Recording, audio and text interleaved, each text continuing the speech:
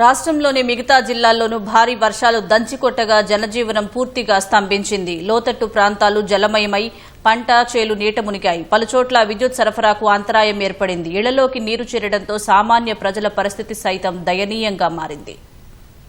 దక్షిణాన గోదావరి, ఉత్తరాన పెన్గంగ, ప్రాణహిత పొంగి పొర్లటంతో ఉమ్మడి ఆదిలాబాద్ జిల్లా అతలాకుతలమైంది. ఏకధాటిగా కురుస్తున్న వర్షాలతో పల్లె పట్టణం అనే తేడా లేకుండా తడిసి ముద్దయింది. వరద ఉప్పొంగి చేలను ముంచెత్తగా పంట పొలాల్లో ఇసుక మేటలు వేయటంతో రైతులు ఆందోళన చెందుతున్నారు.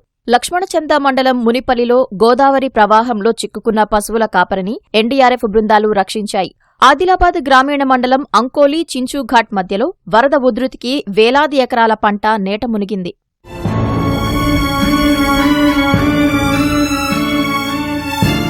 భారీ వర్షాలు, వరదలకు ప్రజలు ఆందోళన చెందాల్సిన అవసరం లేదని నిర్మల్ జిల్లా ప్రత్యేకాధికారి హరికిరణ్ స్పష్టం చేశారు. కలెక్టర్ అభిలాష అభినవ్తో కలిసి నిర్మల్ ముంపు బారిన పడిన ప్రాంతాలను ఆయన పరిశీలించారు.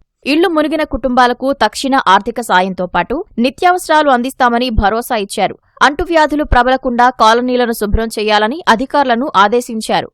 ఏకధాటి వర్షాలకు జగిత్యాల, మంచిర్యాల జాతీయ రహదారిపై వరద నీరు ప్రవహిస్తోంది.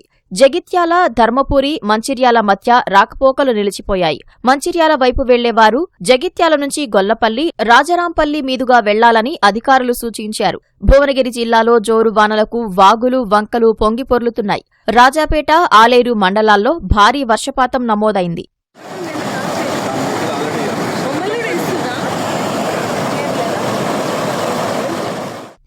సూర్యాపేట జిల్లా హుజూర్ నగర్ నియోజకవర్గ వ్యాప్తంగా భారీ వర్షం దంచికొట్టింది.